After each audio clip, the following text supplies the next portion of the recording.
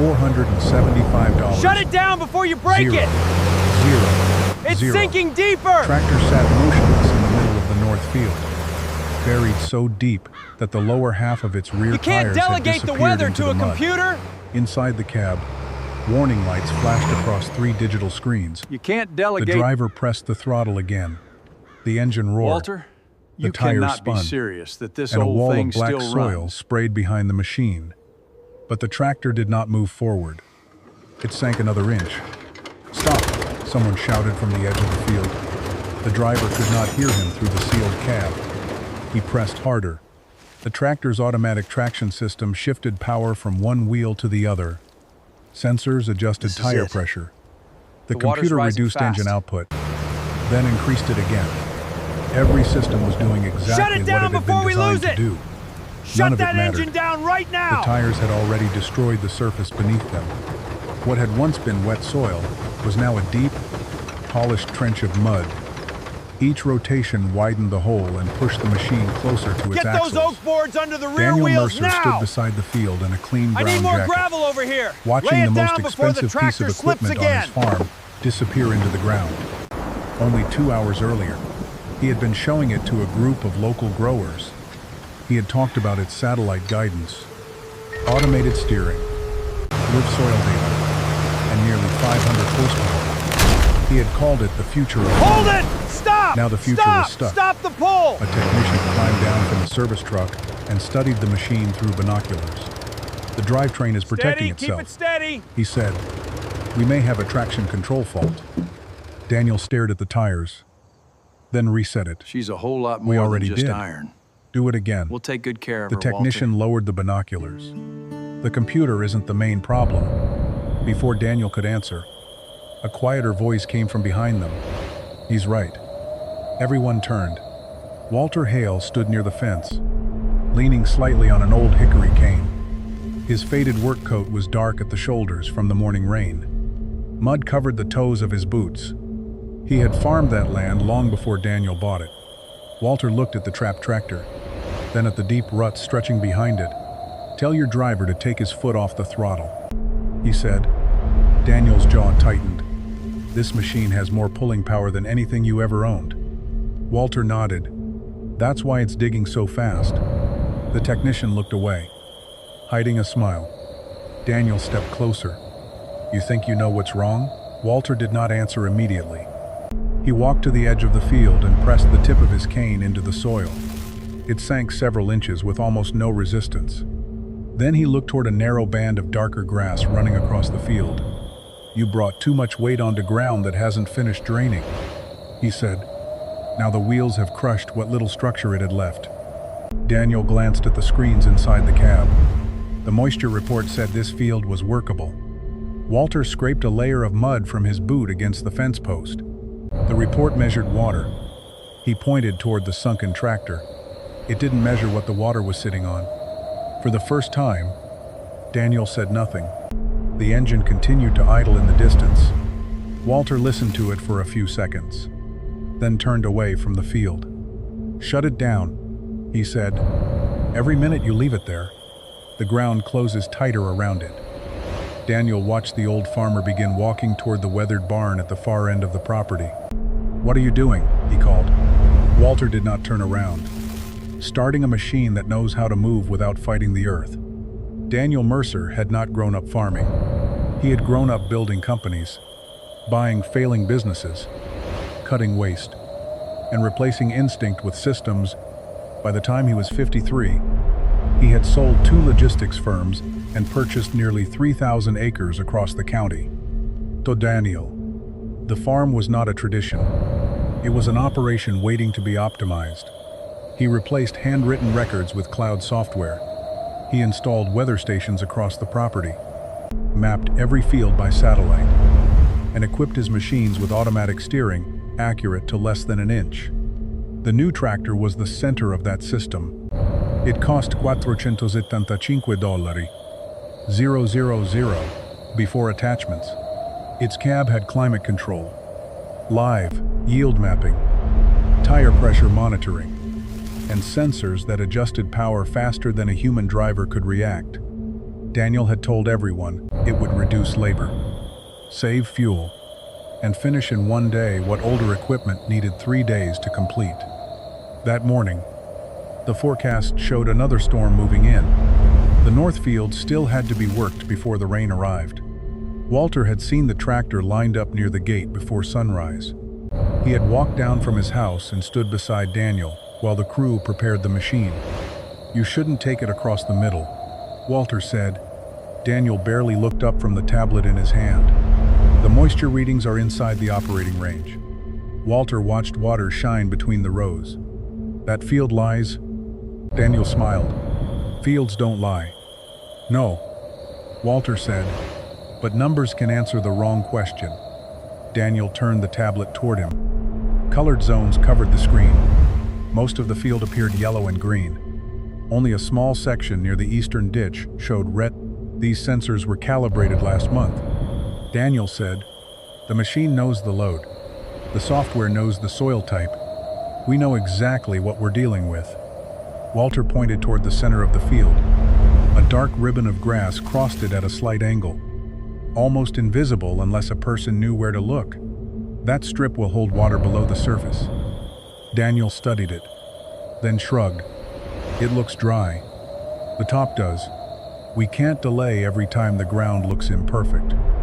Walter's eyes moved toward the tractor's enormous rear tires. "That machine weighs more than the harvest wagons my father used to pull through there. Once it breaks the crust, it won't find anything firm underneath." Daniel's farm manager, Cole, stepped between them. "We lose the weather window. We lose at least 2 days." Daniel nodded. That ended the discussion. He gave the signal. The tractor entered the field. For the first several hundred yards, it performed exactly as promised. The engine remained steady. The guidance system held a perfect line. The wide tires left shallow, even tracks. Daniel watched from the gate with satisfaction. Walter watched the dark ribbon ahead. When the tractor reached it, the rear end dipped almost too slightly to notice. Then it dipped again. The driver increased power. Walter lowered his head. Daniel saw only a brief loss of speed on the tablet. The system corrected. The tractor moved forward another 20 feet. Then the left rear tire began to spin. Cole looked at Daniel. Daniel looked at the screen. The traction control indicator flashed once, then disappeared. "Minor slip," Daniel said. Walter did not answer. The tractor advanced 5 more feet before both rear tires broke through the surface. Mud rose around them. The machine stopped. For several seconds, no one spoke. Then the engine roared across the field. Walter turned away before the tires began digging. He already knew what would happen next. Walter's barn stood beyond the north field, behind a line of cottonwoods bent east by decades of wind. Daniel had passed it almost every day since buying the farm. He had never gone inside. From the road, it looked abandoned. The roof sagged over one corner. Gray boards had separated enough to let thin blades of daylight cut through the walls. One door dragged across the dirt whenever Walter forced it open. Daniel followed the old farmer inside. The air smelled of grease, dry wood, and old gasoline. Rusty plowshares leaned against the walls. Chains hung from wooden pegs. Hand tools lay arranged on a bench, darkened by years of oil and sweat. At the center of the barn stood a machine Daniel had once offered to haul away for scrap. It had been built in 1915. The tractor was smaller than Daniel remembered. Its iron frame was narrow and fully exposed. The engine sat uncovered between the front wheels, surrounded by pipes, valves, and linkages. Most of the original paint had disappeared, leaving black metal, brown rust, and pale scars where broken parts had been welded back together. There was no cab, no screen, no hydraulic system, no electronic control unit to protect the engine from its operator. Daniel walked around it once. "This is what you meant?" Walter placed his cane against the workbench. "This is what I meant." Daniel touched the edge of one steel wheel. Its surface was worn smooth in places and repaired in others. "My tractor weighs more than this entire barn." That is part of your problem. It has nearly 500 horsepower. That is another part. Daniel looked at him. Walter had already turned away. He opened a metal panel beside the fuel tank and removed the sediment bowl. The liquid inside was cloudy, with a thin line of water collected at the bottom. He held it toward the light. Roof leaked? Daniel checked his watch. The storm reaches us this afternoon. Walter poured the fuel into a rusted pan. Then you should have listened this morning. Daniel's jaw tightened. This is not the time. Walter looked toward him. This is exactly the time. He unscrewed the fuel line, cleared it with a length of wire, and replaced a cracked seal from a drawer filled with parts older than most of Daniel's employees. Nothing in the barn was fast, but nothing was careless. Walter checked the oil by touch. He tightened the magneto connection. He pressed his thumb against each grease fitting and turned the flywheel a few inches at a time, listening to the engine breathe. Daniel watched him work. The old farmer did not move like a man restoring an antique. He moved like a man preparing a tool he expected to trust. Cole entered the barn, breathing hard from the walk. The rear axle is almost in the mud, he said. We shut the tractor down, but it's still settling. Daniel turned. How much? Another inch. Maybe more. Walter did not look up. The weight is squeezing water out of the soil. Cole glanced at the old machine. This thing is supposed to pull it free? No. Walter said. Daniel stared at him. You keep saying that? Because you keep asking the wrong question. Walter stood and crossed to the rear wall. He pulled down two heavy chains, a block and tackle pulley, and an old steel towing pin. Daniel stepped closer. If it cannot pull the tractor, what are we doing here? Walter set the equipment on the floor. We're taking weight to the field without adding another machine that weighs 20 tons. He pointed toward a stack of thick oak boards behind the barn. We need those under the tires. Then he pointed to several bags of crushed stone near the door. We need that beneath the boards. Finally, he lifted the pulley, and we need to pull from firm ground, not sit in the same hole and hope horsepower fixes judgment. Cole examined the 1915 tractor more carefully. Its rear wheels were tall but narrow. The machine carried little unnecessary weight. Its drawbar sat low, close to the axle. Will it reach the field? He asked. Walter nodded. If I keep it where the ground still has a spine. Daniel looked through a gap in the barn wall. Beyond the trees, the upper half of his new tractor stood alone in the field. It looked enormous from a distance. It also looked helpless. Walter filled the tank with clean fuel. He opened a valve, adjusted the choke, and moved to the exposed flywheel. Stand back. Daniel and Cole stepped away. Walter pulled. The engine coughed and stopped. He adjusted the timing. He pulled again. This time the cylinder fired once, producing a sharp metallic crack that echoed through the barn. Dust drifted from the rafters. On the third attempt, the flywheel completed a full rotation. Then another.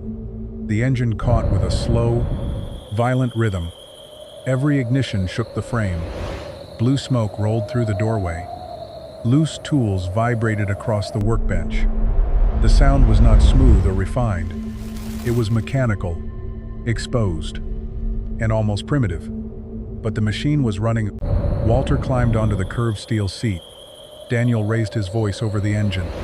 You really believe that can save a tractor worth nearly $500,000? Walter rested one hand on the gear lever. The price of your tractor has nothing to do with the ground beneath it. He eased the machine forward. The old wheels rolled out of the darkness and into the daylight. Walter looked toward the north field. Your tractor has enough power, he said. What it does not have is permission from the land. Walter stopped the 1915 machine at the gate. He did not drive into the field.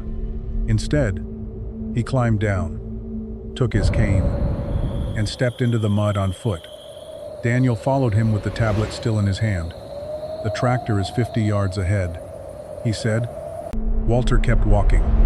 I know where the tractor is. Then why are we stopping here? Because the machine is not the first thing we need to understand. Near the entrance, the soil felt firm. Walter's boots left only shallow prints. 10 yards farther in, the prints deepened. At 20 yards, the mud began pulling at his heels. Walter stopped. He pressed the cane into the ground. It sank nearly a foot without resistance.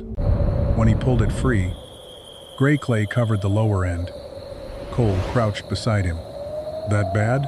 Walter picked up a handful of soil and squeezed it. Water appeared between his fingers.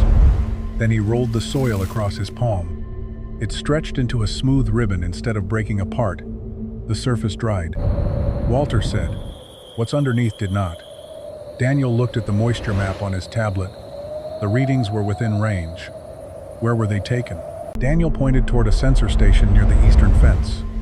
Walter glanced at the post. That ground sits higher. The software adjusts for elevation. Walter let the clay fall from his hand.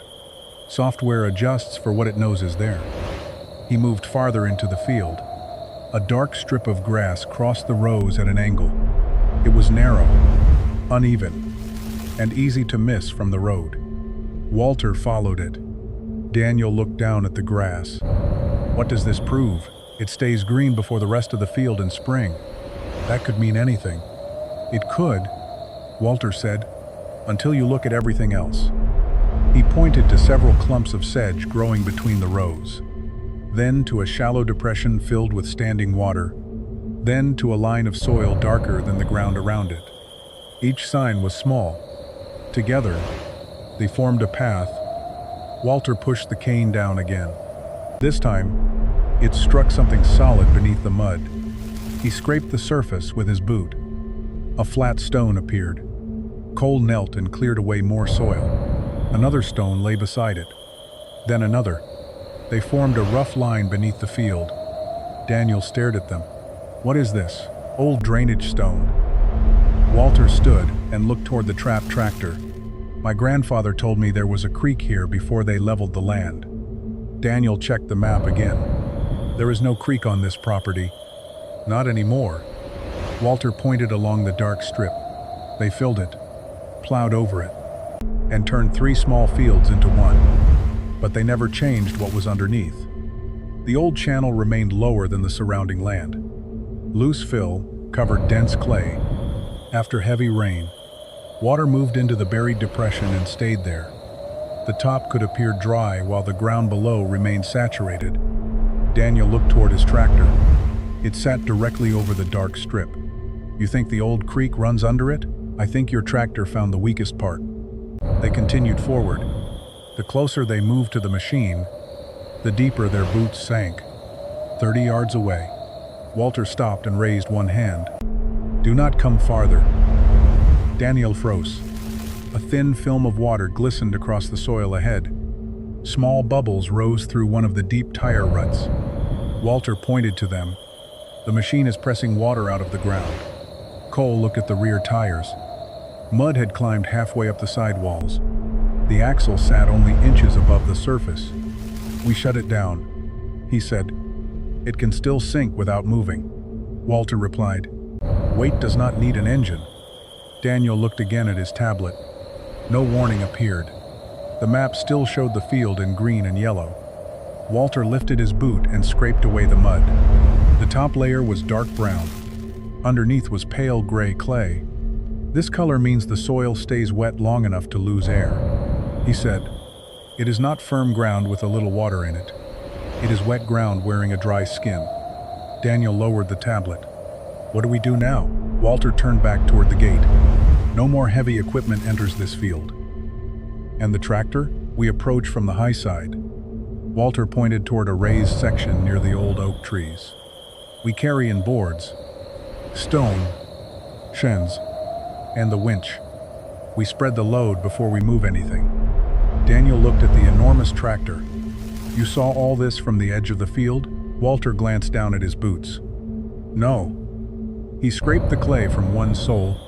The field showed it to anyone willing to walk slowly enough.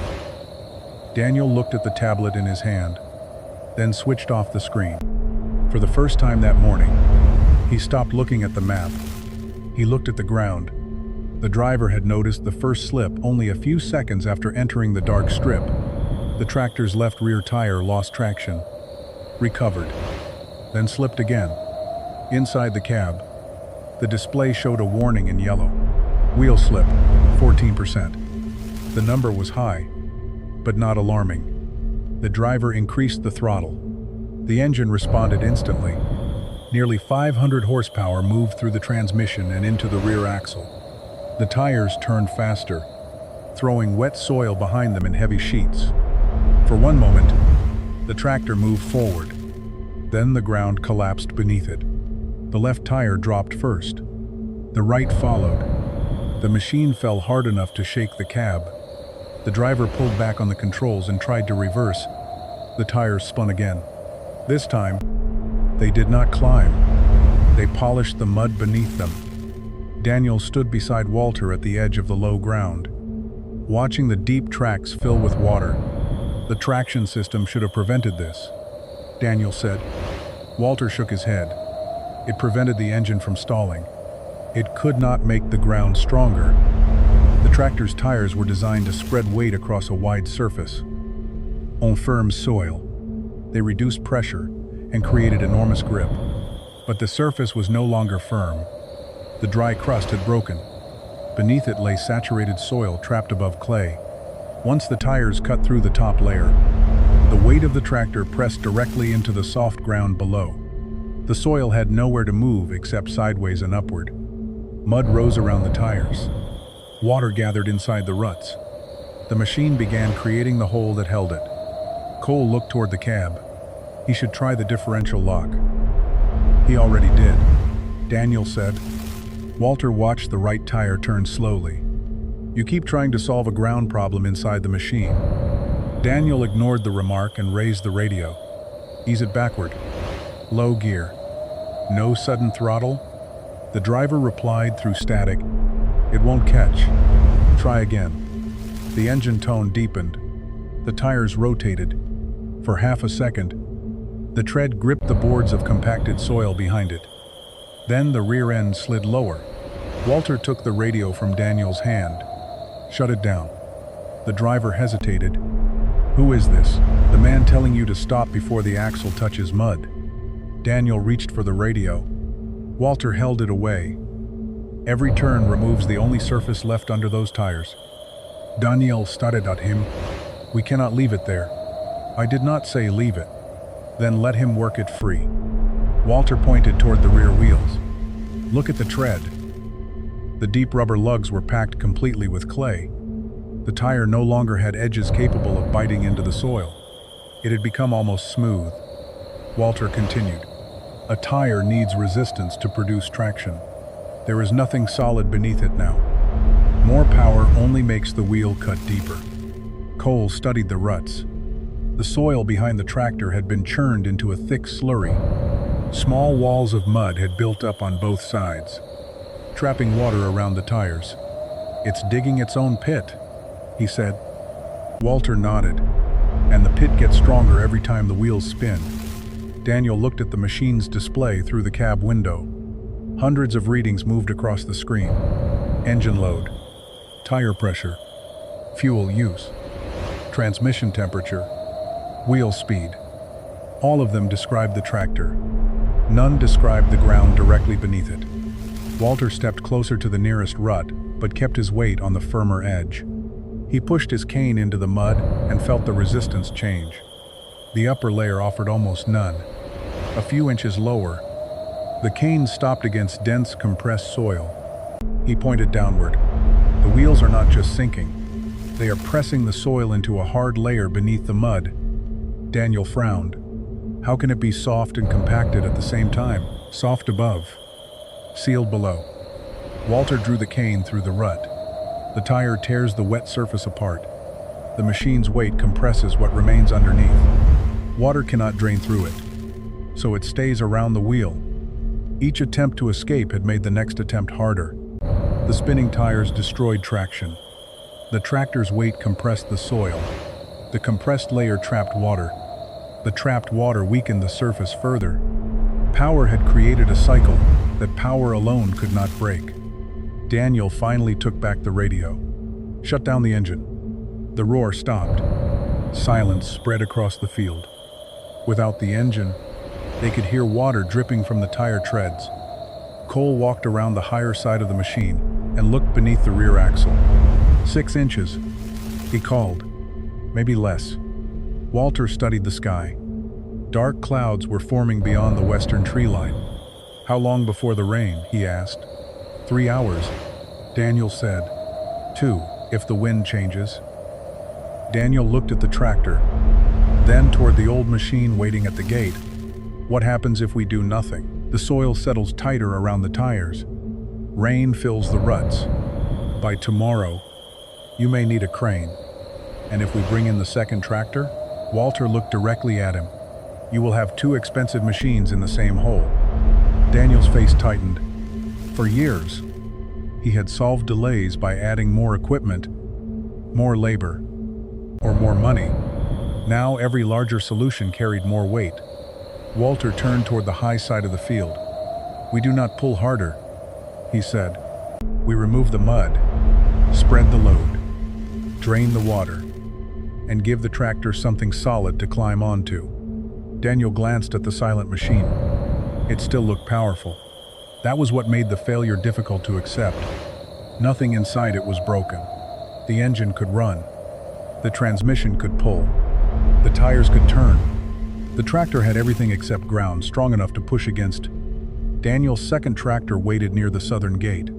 It was smaller than the trapped machine, but not by much. Its engine was already running, and a heavy recovery cable had been fastened to the front frame. Cole pointed toward it. We can bring that one around the west side. Walter looked across the field. The west side appeared firmer. The grass was shorter, and there were no standing pools of water. From a distance, it looked like the safest route, but Walter did not answer. He walked toward the proposed path and drove his cane into the soil every few yards. At first, the ground resisted. Then, near the edge of the buried channel, the cane suddenly sank almost to the handle. Walter pulled it free. Not this way. Cole frowned. It's dry on top. So was the ground under the first tractor? Daniel looked toward the second machine. We need something with enough weight to pull. Walter turned to him. Weight is what put us here. The cable is rated for it. The cable is not the problem. Walter pointed toward the trapped tractor. If that second machine starts pulling from soft ground, its tires will spin. Once they spin, it will cut through the crust. Then, we will have one tractor buried in front and another buried behind it. Cole studied the distance between the 2 machines. What if we keep it on the headland? The angle is wrong. Walter drew a line in the mud with his cane. A straight pull from there drags the rear tires deeper into the ruts before it lifts them. You need to pull toward higher ground, not backward along the trench. Daniel folded his arms. So we move the recovery tractor farther north. Walter shook his head. The north side is the old creek bed. For several seconds, no one spoke. Every direct route crossed the same weak ground. Cole glanced at the sky. The clouds had thickened. The wind carried the smell of rain. We're running out of time. Walter nodded.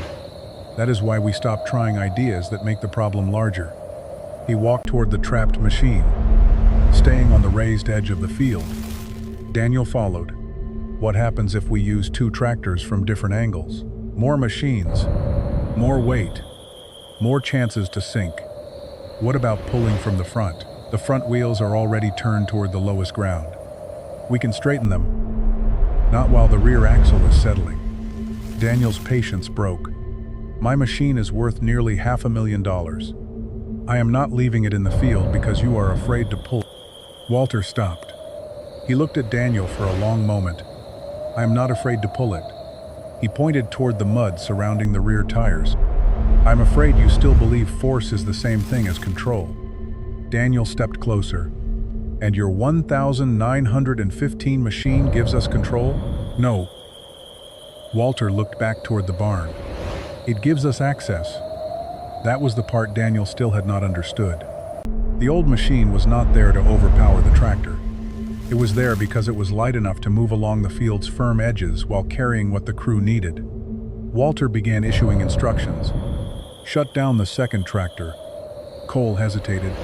You're sure? Unless you want to rescue that one next. Cole signaled the driver. The engine stopped. The field became quiet again. Walter pointed toward the high ground, near a row of old oak trees. There is an oak with roots deep enough to hold. We anchor the winch there. Then he pointed toward the trapped tractor. We dig around the rear tires until the mud is below the tread. We place oak boards beneath them. Stone goes under the boards, so they do not disappear into the soil. Daniel looked at the distance. You want to carry all that by hand? Walter nodded toward the 1915 machine. No. We use that. The crew loaded thick boards onto a low wagon. Bags of crushed stone followed. Then came shovels, chain, timber blocks, and the old mechanical winch. Walter drove along the upper boundary. The machine moved slowly, its engine striking a steady rhythm. Unlike the modern tractor, it did not correct itself automatically. Walter adjusted the steering constantly, choosing each patch of ground before the wheels reached it. When the soil darkened, he moved higher. When the tires began pressing too deeply, he stopped and changed direction. Daniel walked beside the wagon. He noticed that Walter was not watching the machine. He was watching the grass ahead of it. At the oak trees, the crew unloaded the equipment. Walter inspected the largest trunk. It leaned slightly away from the field, with thick roots visible above the soil. He wrapped a protective chain low around its base and attached the winch. Cole examined the setup. That old winch can move the tractor? Not by itself. Walter lifted a steel pulley block. This changes the direction of the pull and doubles the mechanical advantage. Daniel looked at the compact device. That little wheel? Walter opened the block and laid the cable inside. The machine has more power than we need. What we lack is a safe way to apply it. They ran the cable from the oak, through the pulley, and toward the tractor. But Walter refused to connect it. Not yet. He handed Cole a shovel. First, we free the tires. The crew began removing mud from the rear wheels. The work was slow. Each shovelful exposed more of the tire, but water seeped back into the hole. The mud behaved like thick glue, clinging to the rubber and creating suction beneath the wheel. Walter ordered a narrow trench cut from the rut toward the lower edge of the field. At first, only a thin stream moved through it. Then the water began to flow.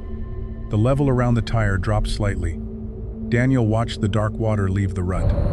You knew it would drain that way? I knew the land was lower there. That was not on the map. Walter kept digging.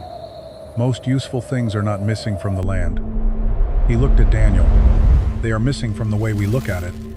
A drop of rain struck the back of Daniel's hand. Then another. Walter glanced toward the clouds. Now we find out whether we prepared fast enough. The first drops of rain struck the field slowly. Then the wind shifted. Walter looked toward the western sky and saw the clouds folding over one another in dark layers. We have less time than I thought, he said. Cole tightened his grip on the shovel. How much less? Walter watched the grass bend. An hour, maybe 40 minutes. Daniel looked at the trapped tractor. The trench had lowered the water around the rear tires, but only slightly. The mud still pressed against the rubber like wet cement. What comes first? He asked. Walter pointed toward the rut behind the machine. We give it a road. The crew dragged the first oak board into position. It was nearly 12 feet long, thick enough to support a loaded wagon. Even with 3 men lifting, it sank several inches when they placed it behind the right tire. Walter immediately ordered them to remove it. Daniel stared at him. We just put it down, and it already failed. Walter knelt beside the board and dug his fingers beneath one edge. The mud had swallowed it unevenly.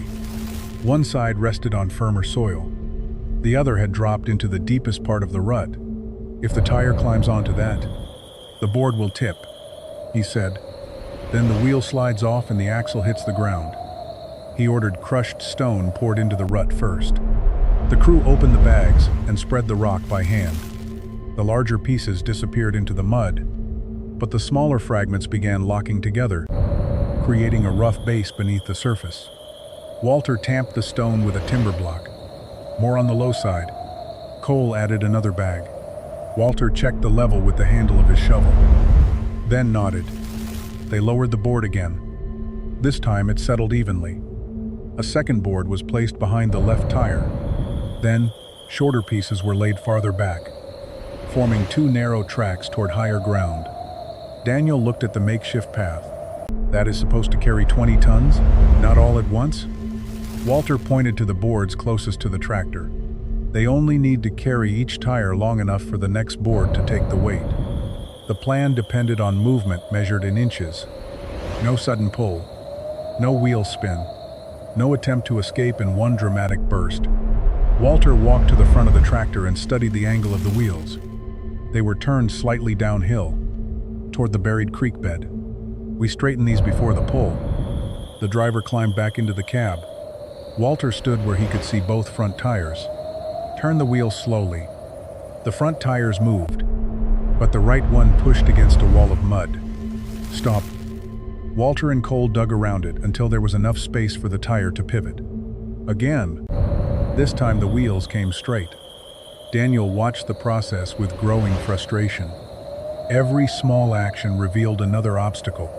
How did this become so complicated, he asked. Walter did not look up. It was complicated before the tractor entered the field. You only noticed after it stopped moving. The rain began falling harder. Water darkened the oak boards and formed small circles in the open ruts. Walter moved to the cable. It ran from the tractor to the pulley block, then back toward the winch anchored near the trees. He inspected every connection himself. At the tractor, the chain was fastened low to the recovery point on the frame. At the oak, the anchor chain sat close to the roots, where the trunk was strongest. Walter pulled on the cable and watched the pulley align. Cole stood beside him. Ready? Not yet.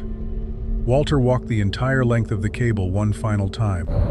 Near the center, he stopped. The line crossed a patch of soft ground at a slight angle. If the cable tightened there, it might cut into the mud and drag sideways. He drove two short stakes into the field and used them to guide the line above the weakest section. Daniel glanced at the rain. Walter, the old farmer, ignored him. He checked the chain pin, then the winch brake, then the boards behind both rear tires. Only when every part was in place did he step back. Now, Cole took position at the winch. The driver remained inside the tractor with the engine off. Walter raised one hand. Do not use throttle unless I tell you. The driver nodded through the glass. Cole began turning the winch handle. The cable lifted from the grass. Slack disappeared. The pulley rotated. The chain tightened against the tractor's frame. For several seconds, nothing happened. Cole strained against the handle. The winch clicked once, then again. Daniel watched the cable become rigid. Is it moving? Walter's eyes stayed on the rear tires. No.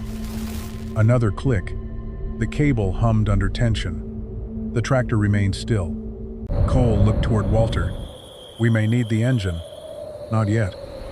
The old farmer stepped closer to the right rear tire. Mud bulged around its front edge. The machine was resisting more than its weight alone. The tires were held by suction, packed tightly into the saturated ground. Walter picked up a narrow shovel. He cut a channel beside the tire and pushed the blade downward until air entered beneath the rubber. A low sucking sound came from the mud. Water rushed into the gap. Again. Walter said. Cole turned the handle. The winch clicked. The tractor shifted. Less than an inch. Daniel leaned forward. It moved. Walter raised his hand. Stop. Cole froze. Walter checked both boards. The right tire had touched the edge of the oak plank, but the left remained buried. If they continued pulling, the tractor would twist. Walter moved to the left side and cut another narrow channel beneath that tire. He packed more stone into the space behind it. Then he returned to the center. Again, the winch tightened. This time, both tires moved. Mud broke around the sidewalls. The tractor rose slightly as the rear tread climbed onto the boards. For the first time since it became stuck, the machine was moving upward instead of downward. The crew began to smile. Walter did not. "Slow," he said. "This is where people ruin good work." Cole made another turn. The tractor advanced 3 inches. Then the right board cracked. A sharp sound snapped through the rain. Everyone stopped. The outer edge of the oak plank had split beneath the tire. One more pull could break it completely and drop the wheel back into the rut. Daniel stared at the fracture. What now? Walter looked toward the 1,915 machine waiting on the high ground. "Now we use the old tractor for what it came here to do." He climbed onto its steel seat, engaged the gear, and eased forward. The engine struck its slow, heavy rhythm. Walter positioned the machine beside the broken track and lowered a fresh timber from the wagon. He did not try to pull the modern tractor. He carried the next piece of ground to it. Walter stopped the 1,915 tractor beside the broken oak board. Rain struck the exposed engine and hissed against the hot metal. The old machine shook at idle, each firing stroke slow enough to count. Daniel stood near the trapped tractor, water running from the shoulders of his jacket. "What can that machine do now?" he asked. Walter looked at the cracked plank beneath the right rear tire. "Carry what the field cannot." He backed the old tractor toward the supply wagon. The wagon was lighter now, but several short timbers remained beneath a canvas sheet. Walter selected the thickest one and looped a chain around its center. Cole reached for the other end. "We can drag it over." Walter shook his head. "Not through this mud." Dragging the timber would carve another groove into the ground and cover its surface with clay. The board needed to arrive clean and flat, or the tire would slide across it. Walter attached the chain to the low drawbar of the 1,915 tractor. Cole and 2 workers lifted the timber just enough for its front edge to clear the ground. The old tractor moved forward at walking speed. Its engine never changed pitch. Its wheels did not spin. Walter kept the machine on the narrow strip of firm soil beside the rut, placing each wheel where grass roots still held the surface together. The timber swung behind it, suspended just above the mud. Daniel watched the old tractor carry a single piece of wood toward a machine hundreds of times more expensive. For the first time, the comparison no longer looked ridiculous. Walter stopped beside the broken track. "Lower it." The crew guided the fresh timber into position next to the cracked board. Walter did not remove the damaged plank. It still carried part of the tractor's weight. Pulling it free could cause the tire to drop.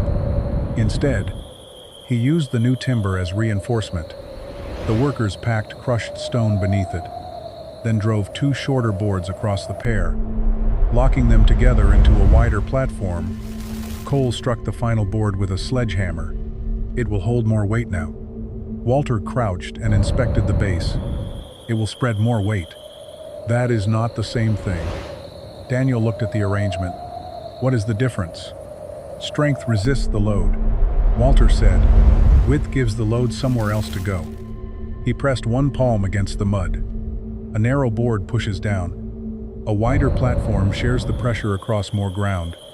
The lesson was simple, but Daniel understood immediately. The modern tractor's tires had been wide, too, but once they broke through the dry surface, their weight had concentrated against the saturated layer below. Walter was rebuilding that missing surface one section at a time. He returned to the cable. "Take up the slack." Cole turned the winch. The cable tightened. Walter watched the timber platform, not the tractor. Slow. The winch clicked. The right tire pressed onto the reinforced boards. Mud squeezed outward from beneath them, but the platform stayed level. The left tire moved next.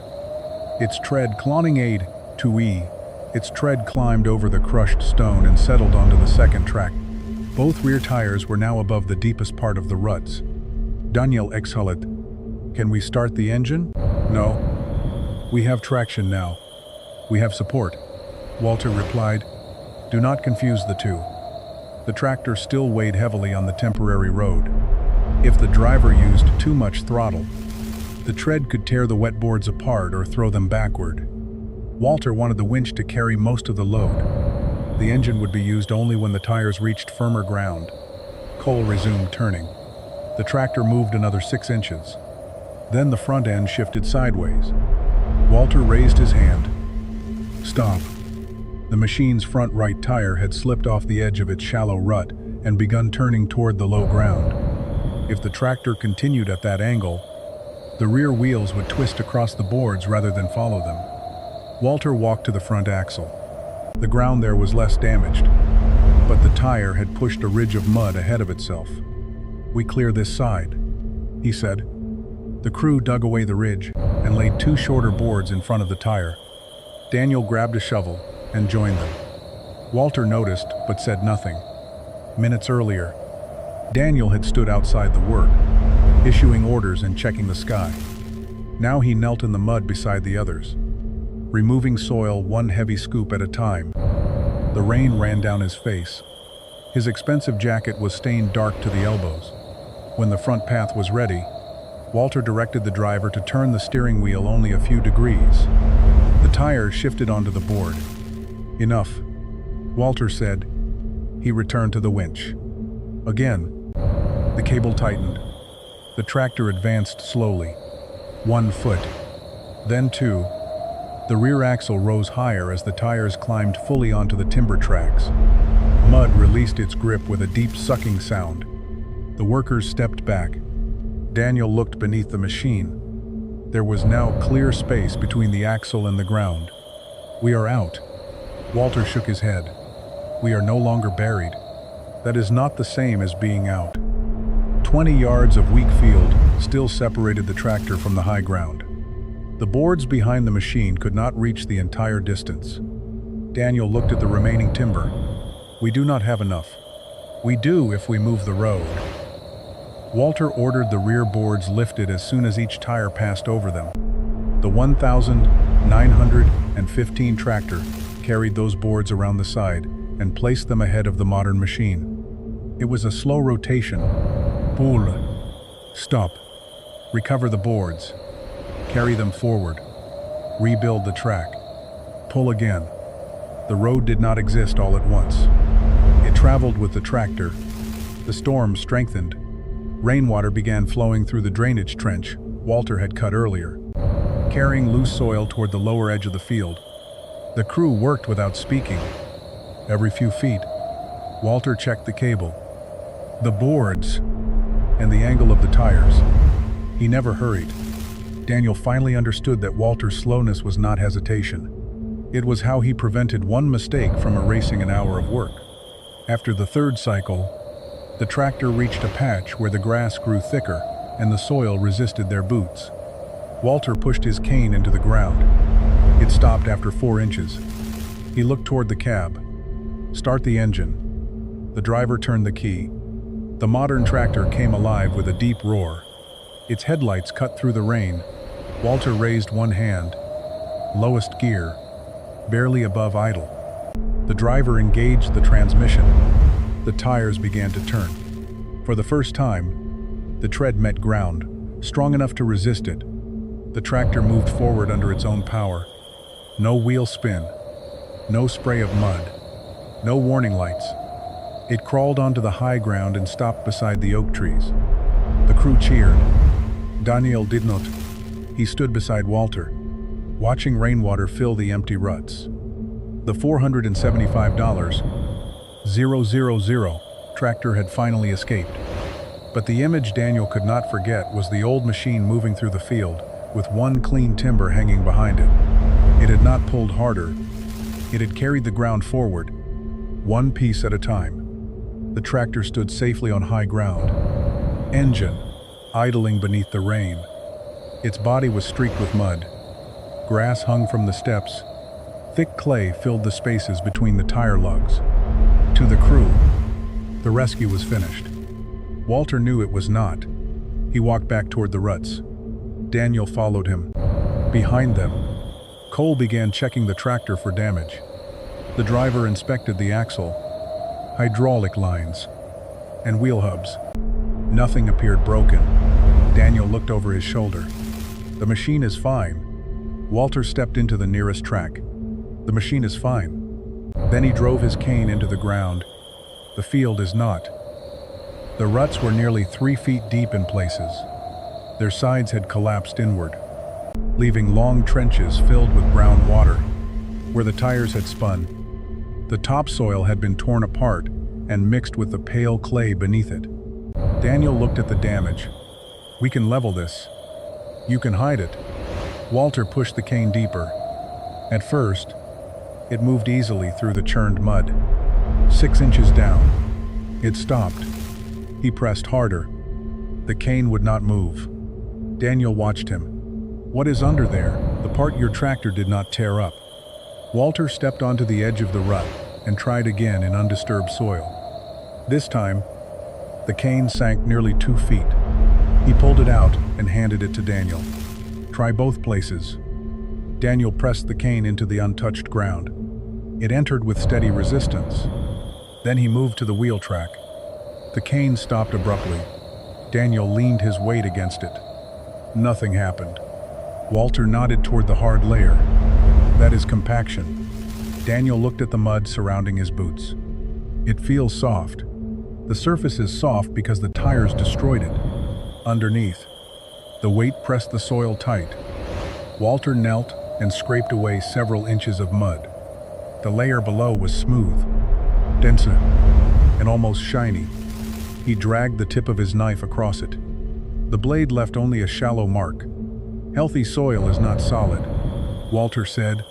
"It is full of spaces." Daniel remained silent. Air moves through those spaces. Water drains through them. Roots follow them. Worms open more of them. Walter tapped the compressed layer. When enough weight passes over wet ground, those spaces collapse. He poured water from his canteen onto the undisturbed soil. The water spread briefly, then began sinking. Next, he poured the same amount into the compacted track. The water remained on the surface. Coal had joined them. "So this holds water now?" Walter nodded. "It seals the ground beneath the rut." Daniel looked toward the drainage trench. "And when it rains again, water collects here. The surface stays wet longer. The next machine sinks faster." The damage created its own future. Compaction slowed drainage. Poor drainage kept the soil saturated. Wet soil became easier to compact. Each pass made the next failure more likely. Daniel looked across the field. The tractor's tracks stretched almost to the gate. "Did we damage the entire path?" "Not equally." Walter pointed toward the shallower marks on higher ground. Where the soil was firm, the tires spread their load. "Here, above the old channel." The ground was already close to failure. He walked several yards along the rut. Near the deepest section, he stopped and pulled apart a clod of soil. No roots crossed its center. They turned sideways along the hard layer. Daniel noticed the pattern. The roots cannot grow through it, some cannot. Others grow around it. Walter handed him the clod. When roots stay shallow, crops reach less water during dry weather. They reach fewer nutrients. The field can look wet in spring and still suffer in summer. Daniel stared at the thin roots trapped near the surface. His yield maps had shown a weak band through the north field for 3 seasons.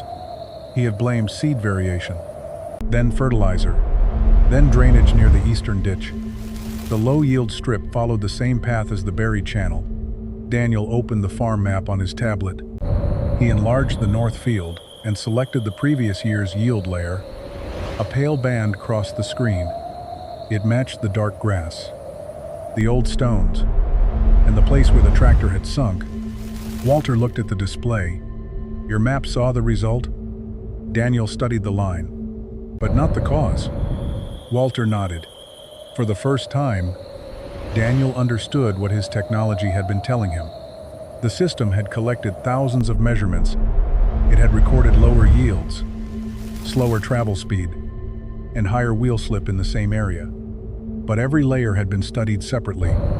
Walter had connected them by walking the field. Daniel turned toward the tractor. "Can this be repaired?" "Yes." "How?" not by filling the ruts and forgetting them. Walter explained that the damaged ground would need time, roots, and careful traffic management. They would reshape the surface without working the wet clay too aggressively. Cover crops with dense and deep root systems could help reopen the soil gradually. Organic matter could improve the upper layer. Drainage along the buried channel would need to be restored. Most importantly, heavy machinery would have to stay off the area when it was wet. Daniel looked at the long tracks. How long before it is normal again? Walter shook his head. Land does not follow a repair schedule.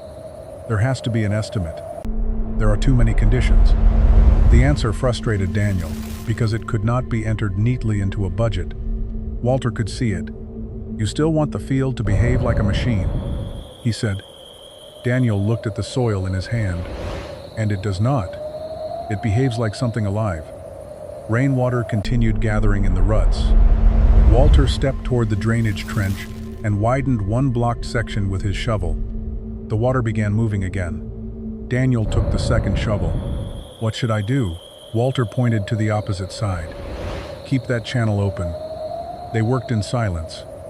The $475,000 tractor had escaped without a broken engine, damaged transmission, or failed computer. But it had left behind something more expensive than a mechanical repair. A hidden layer of damaged soil. A weakness that would return every season unless someone learned to see it. Daniel drove his shovel into the mud. This time, he was no longer trying to defeat the field.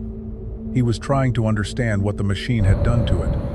2 days after the storm, a soil specialist arrived at the farm.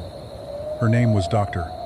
Elaine Porter, and she worked with the county agricultural office. She brought a soil probe, sample bags, a field auger, and printed maps of the property. Daniel met her at the north field. Walter was already there. The damaged tractor had been washed and parked near the machine shed. From a distance, it looked untouched by what had happened. The field did not. The ruts remained dark and open. Water still collected in the deepest sections. The temporary timber road had been removed, leaving 2 narrow lines of crushed stone across the low ground. Elaine studied the field map. The official survey identifies this as a silty clay loam, she said.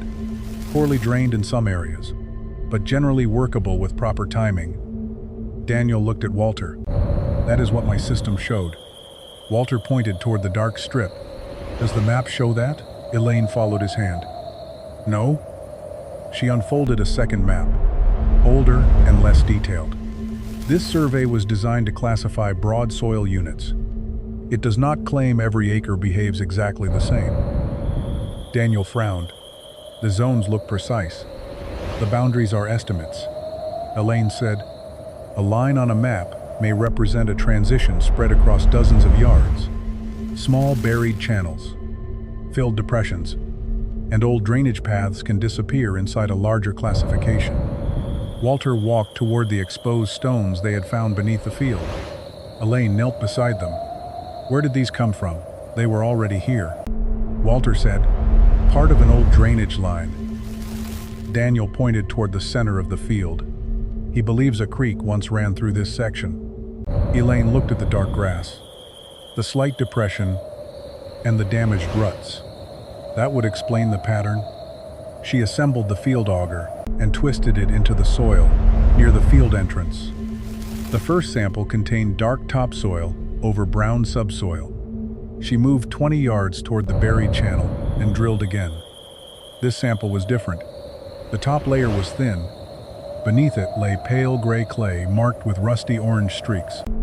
Elaine held the sample in her palm. These colors indicate repeated saturation, she said. The gray forms where soil remains wet long enough to lose oxygen. The orange marks show where air occasionally returns. Daniel looked at Walter. Walter said nothing. Elaine took another sample directly beside the tractor rut. The auger met resistance less than a foot below the surface. She leaned harder and twisted. The soil came out in a dense, smooth cylinder.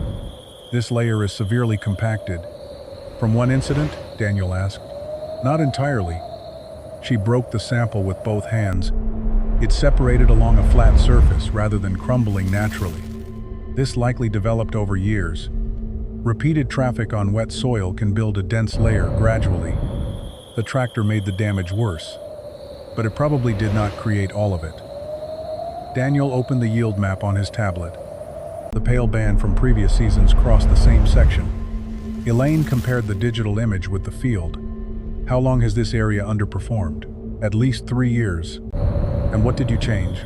Seed rate, fertilizer, 2 drainage adjustments near the east ditch. Did any of it help? Not enough. Elaine pointed toward the buried channel. Because the problem may not begin at the surface. Water is moving into this depression, then meeting dense clay and compacted soil below. It has nowhere to drain quickly. Walter tapped one of the old stones with his cane. The original channel carried it away. Elaine nodded, until it was filled or blocked. Daniel looked across the field. For years, he had treated the weak strip as a production problem. He had added inputs, more seed, more fertilizer, more machine passes. Each solution had placed additional weight on the same vulnerable ground. What should we do, he asked. Elaine did not answer immediately. She walked the entire dark strip, stopping to examine plants, slope, and soil color. Near the western edge, she found another line of buried stone. This field may contain the remains of an old drainage system, she said. Some sections could be restored, but we need to trace where they lead before disturbing anything. Daniel looked impatient. Can we install new tile drainage? Possibly. But draining too aggressively could create erosion or move water onto neighboring land. We need elevation data, outlet access, and a proper design. Walter gave Daniel a brief look. It was the same lesson again. A larger solution applied too quickly could create another problem. Elaine continued. For the compacted area, avoid deep mechanical tillage while the soil is wet. That can smear the clay and make the sealing worse. Let the surface dry. Use cover crops. Keep heavy traffic on permanent lanes. Reduce axle loads when conditions are marginal. Daniel looked toward the modern tractor. That machine was supposed to reduce field time. It can, Elaine said, but efficiency depends on where and when it operates. Walter added, a fast machine can finish the wrong job sooner. Elaine smiled slightly. Daniel did not. He studied the printed survey again. So the map was wrong?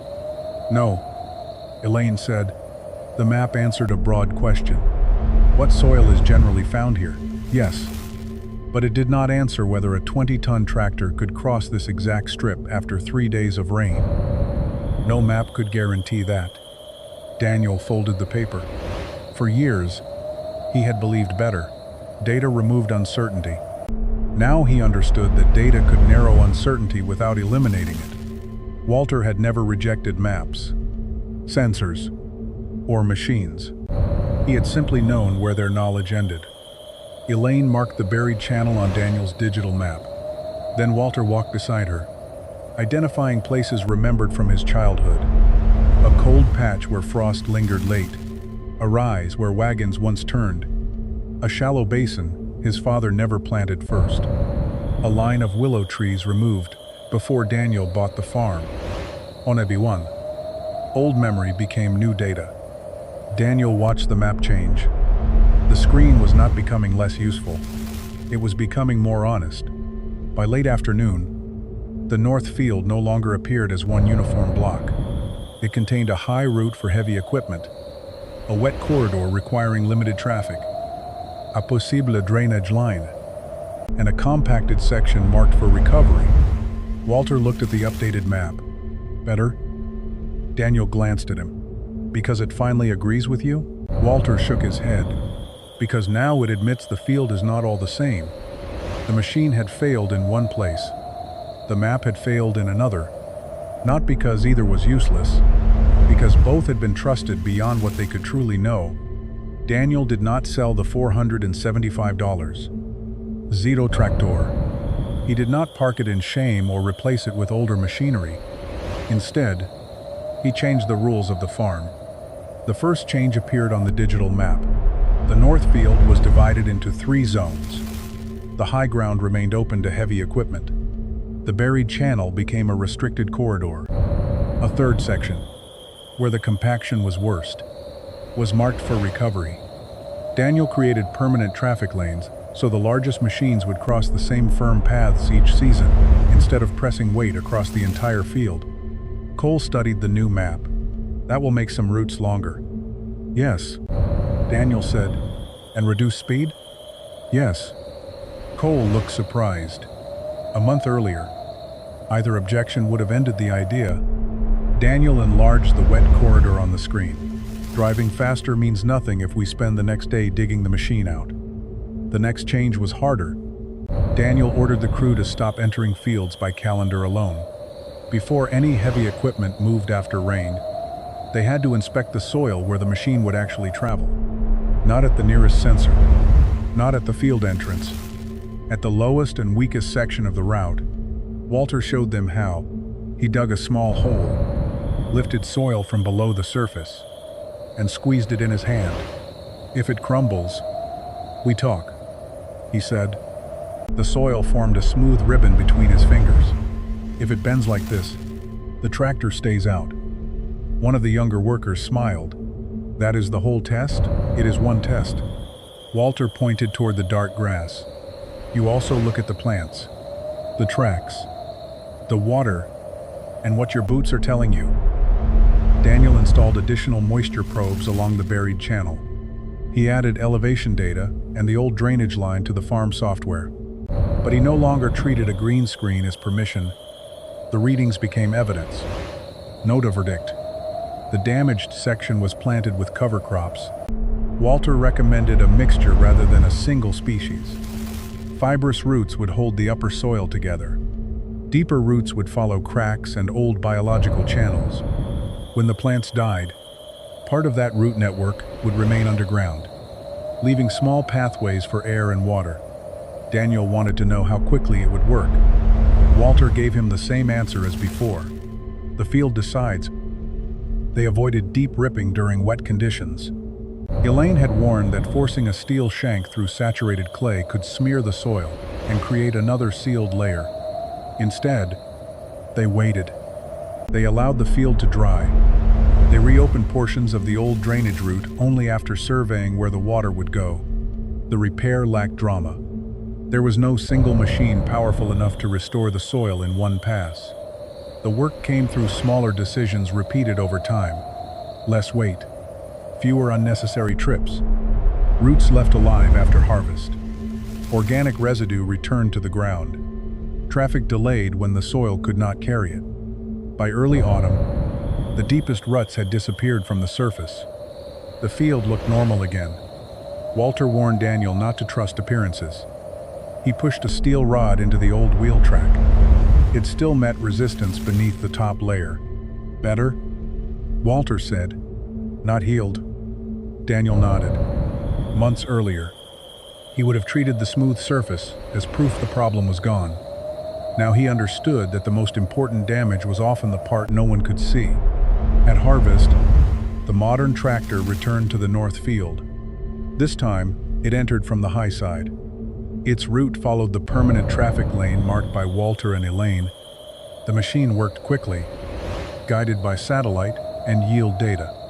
When it reached the restricted corridor, the driver stopped.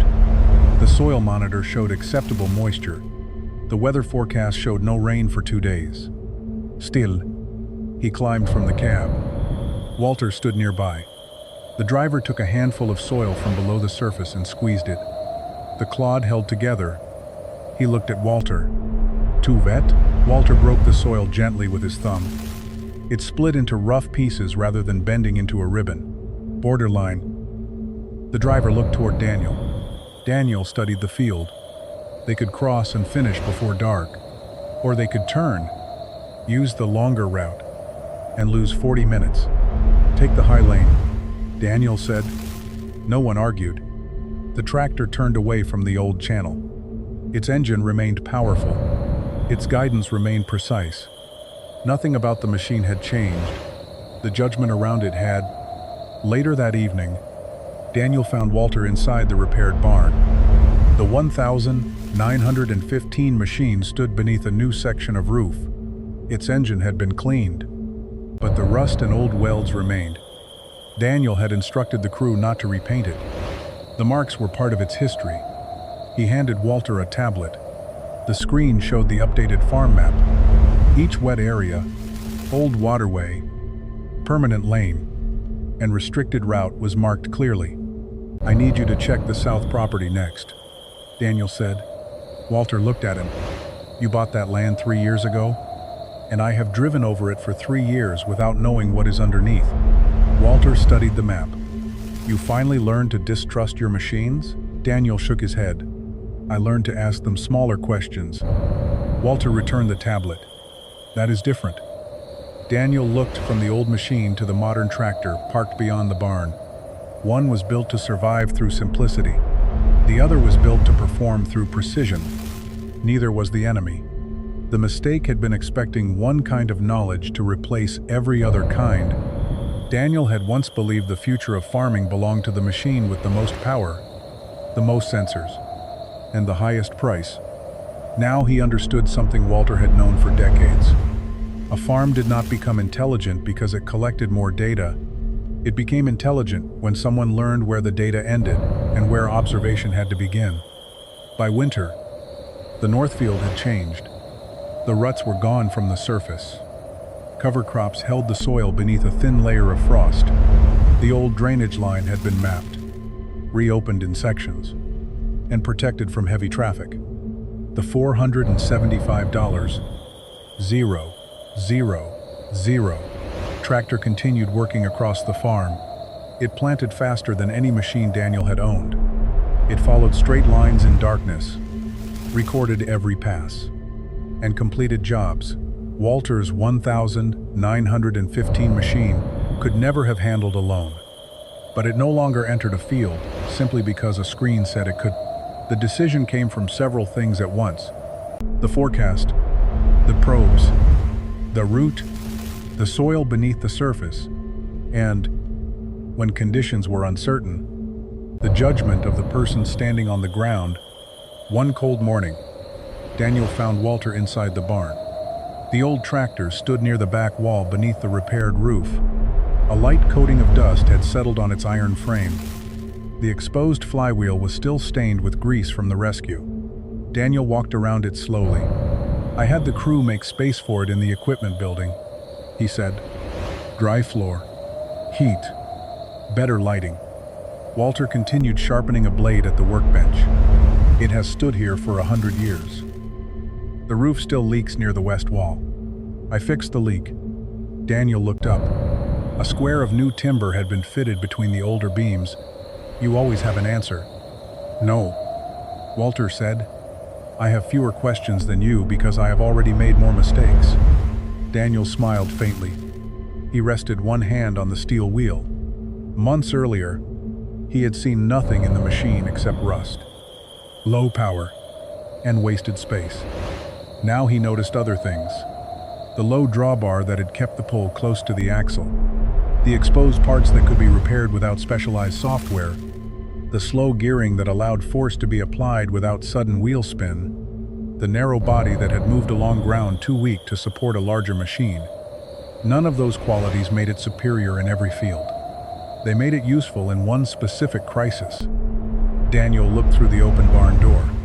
His modern tractor stood outside, clean and enormous beneath the pale sky. "So which one is better?" he asked. Walter stopped sharpening. "Better for what?" Daniel pointed toward the new tractor. "That one can plant more acres in a day. It uses less fuel per acre. It steers more accurately than any person." Walter nodded. "Then it is better at those things." Daniel pointed toward the 1,915 machine, and this one crossed ground the new tractor could not trip. Because it was lighter, it carried the road in. Because the work did not require 500 horsepower. Daniel waited. Walter set the blade down. "You still want one machine to win?" Daniel looked at both tractors. "That is how everyone will tell the story." Walter leaned against the bench. "Then they will tell the wrong story." The old machine had not defeated the new one. It had not dragged it from the mud through greater strength. It had not proven that old technology was always wiser, or that modern farming had failed. The rescue had worked because Walter understood the limits of both machines. He knew where the old tractor could travel. He knew what the modern tractor could do once it reached firm ground. He knew when to use weight, when to spread it, when to pull, and when to stop. Daniel had once believed intelligence lived inside the newest machine. Now he understood that intelligence often lived in the choice not to use it. Walter picked up his cane. "Come with me." They left the barn and walked toward the north field. The soil was firm beneath the frozen surface. The dark strip of grass was gone for the season, but the route of the buried channel remained marked on Daniel's digital map. Walter stopped near the place where the tractor had sunk. "You remember where the axle was?" Daniel pointed several feet to the left. "There." Walter shook his head. "Farther down."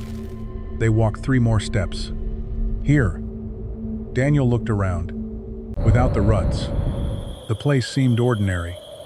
No water, no mud, no visible sign that a machine had nearly disappeared into the soil. "That is what worries me," Daniel said. "What?" "It looks safe." Walter pressed the end of his cane against the ground. "Most dangerous ground does." Daniel looked toward the high lane, the tractor now used. "What would have happened if you had not been here?" "You would have brought in the second tractor and buried it." "Probably. Then a crane, maybe." "And after that, you would have filled the holes, repaired the field, and blamed the rain." Daniel was quiet. That was exactly what he would have done. The failure would have become a story about bad weather, defective traction, or an unusually wet season. He would never have understood the buried channel, the compacted layer, or the pattern that had been weakening yields for years. The rescue had saved more than a machine. It had exposed a mistake in the way he saw the farm. Daniel looked at Walter. "I thought buying better equipment meant making fewer mistakes." "It can, but it did not prevent this one. No machine can prevent a decision made before it starts." They continued walking. Near the edge of the field, a younger worker was checking soil beneath the surface before moving a grain wagon. He lifted a handful, squeezed it, then let it crumble through his fingers. Walter watched him. Daniel did too. The lesson was already moving beyond them. Notas nostalgia. Not as a rejection of technology, as a new rule for the farm. Data first, observation beside it, judgment before movement. Daniel glanced back at the barn. The 1,915 tractor stood in darkness. The modern machine waited outside in the light. One represented endurance. The other represented precision. The farm needed both. Walter turned toward the house. Daniel called after him. "You never answered my question." Walter stopped. "Which machine is better?" "Yes." Walter looked toward the high ground, then toward the old buried channel beneath the field. "The better machine is the one the farmer knows when not to use." Then he walked away. Daniel remained at the edge of the field. The tractor had cost $475. Ling ling ling. The machine from 1,915 had almost no market value. But the most valuable thing that day had belonged to neither machine. It was the knowledge to understand the ground before asking it to carry the weight.